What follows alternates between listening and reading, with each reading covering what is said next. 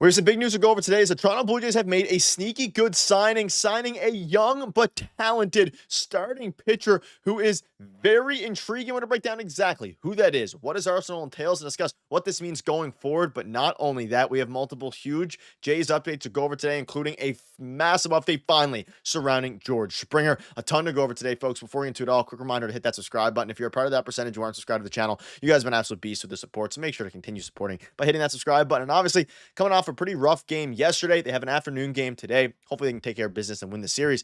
But folks, they made a signing last night that is very interesting, and we're going to break down exactly who this player is and discuss. I did some research on him, and it's interesting. And this is, of course, using some of the money they got in that Miles Straw trade when we all thought they were going to get Roki Sasaki to open up some international bonus pool money.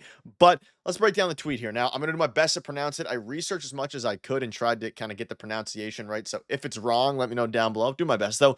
Breaking, Francis Romero. The Toronto Blue Jays are expected to sign 18-year-old Korean pitching prospect. So yes, he is a starting pitcher, and he's only 18 years old. Moon Seo-jun. For a bonus of over $1 million during the current 2024-2025 international signing period. Sources tell Baseball FR. So obviously, Moon Seo-jun is a very interesting, player. And if you're unfamiliar with him, I don't blame you at all. I did some research. I got some, little, not really footage, but some clips and things like that to, or at least to, I'm not going to show the clips, but to obviously highlight. And you can see this here. In the article, Romero noted that Blue Jays had a little over $2.1 million remaining of their bonus pool money, meaning they'll have $600,000 remaining. Now, we know they got a couple of really good players we're going to be talking about later on, but they just spent some of this extra money on 18-year-old, I'm going to call him Moon for the rest of the video. He stands at 6'5" and averages 90 to 93 miles per hour on the fastball, touching as high as 95 miles an hour. There's still projection remaining in his frame, and his best pitch is a slider, and Moon also throws a curveball and a changeup. Folks, he is, I guess, a unique pitcher to say the least. He is 6'5", and the velocity hasn't quite come yet. He is a righty, hasn't quite come yet, but this guy, I mean, they're using, like the article says, some of that international bonus pool money. They use some of, under $1 million on Juan Sanchez, who, boy, oh boy, stay tuned for a video. That guy's insane.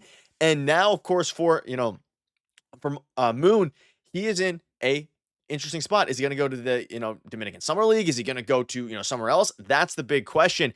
But shout out to Damon here, and feel free to check this tweet out yourself. He basically goes 2 minutes showing some clips of him.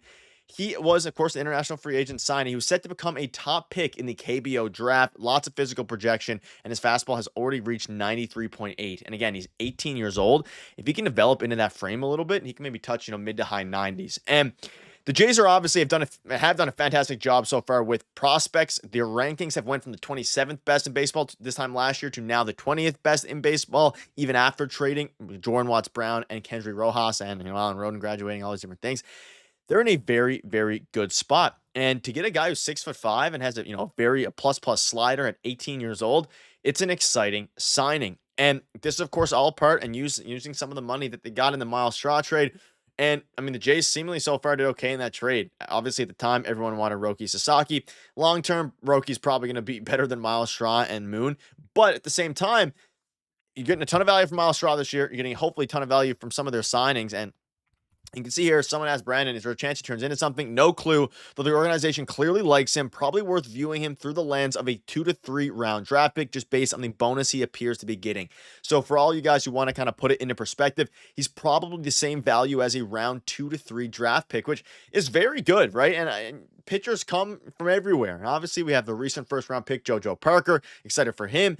Former first-round picks, Trey Savage, might make his MLB debut this year. Overall, a very intriguing signing. I think this is going to be a sneaky good signing simply because of the fact he's so young. He's 6'5".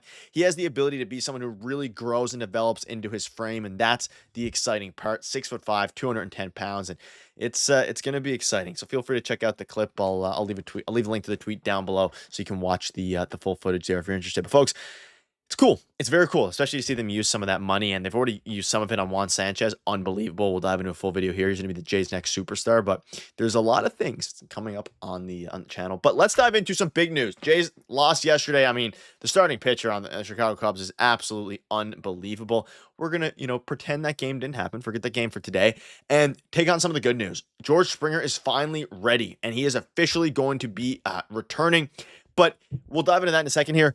He spoke out recently about what it's been like missing games. And before I kind of dive into what his return means, I just want to dive into what he's been going through. And you can see this here. He says he felt out of it for a while after suffering a concussion when he was hit in the head by a pitch in late July. I had days where I felt good, days where I didn't. And 3 or 4 days ago, I had my first good day. He's been gone for like a while now, over a week.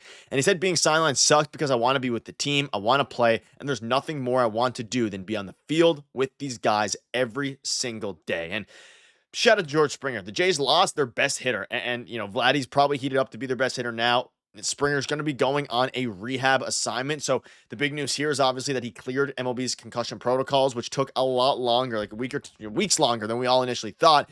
But bearing unforeseen circumstances, will play today as DH. So we get to keep an eye out for that. And Buffalo is stacked. You're getting, Shane Bieber. You're getting Trey Savage, I believe, today, and then Bieber tomorrow. So you might get a Trey Savage, George Springer game in Buffalo if you're near there for you to go watch. But after that, he may get an initial game in the outfield depending on his needs. It doesn't seem like they're going to give him tons of games in Buffalo, 1 or 2 games, and then they're just going to send him back to the Toronto Blue Jays, potentially for that series against the Rangers, which would be a heck of a series to send him into. Jacob deGrom, Nathan Eovaldi. I think Eovaldi's first. Let me know down below. It's a little bit wild, right? It's a little bit wild. And at the end of the day, very good news to see him back, and brutal news that he got, obviously, took this long for him to recover. Hopefully when he comes back, he'll be, back to where a semblance of himself. And I always bring up 2021 where he was hitting really well, got hurt, and it kind of derailed the season. Let's hope that doesn't happen. And at the end of the day, it's a little bit unfortunate that he missed the first while of the last couple weeks of the season. But it's interesting. Hopefully, at the end of the day here, George Springer will be back soon. Regarding Alek Manoah, he threw 49 pitches over an inning and 2/3. Did, not great, and he didn't even hit his pitch count because he was walking so many. Worth noting that pitchers recovering from Tommy John surgery can have their 30-day rehab assignments extended in 10-day increments up to the 60-day limit. We'll have another full video on him. He's not looking great. I don't think it's going to factor in this year, depending on how Trey Savage does today, depending on how, of course, Shane Bieber does tomorrow.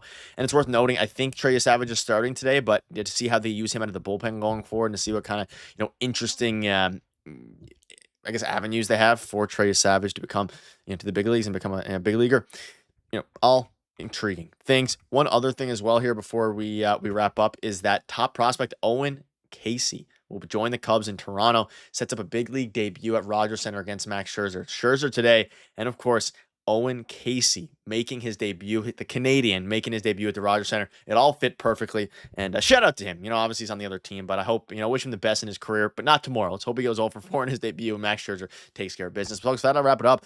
New signing, the big boy's back. George Springer's returning, and hopefully the Jays can take care of business tonight. Luckily, the Boston Red Sox lost yesterday, so the Jays remain 4.5 games in the lead for the AL East.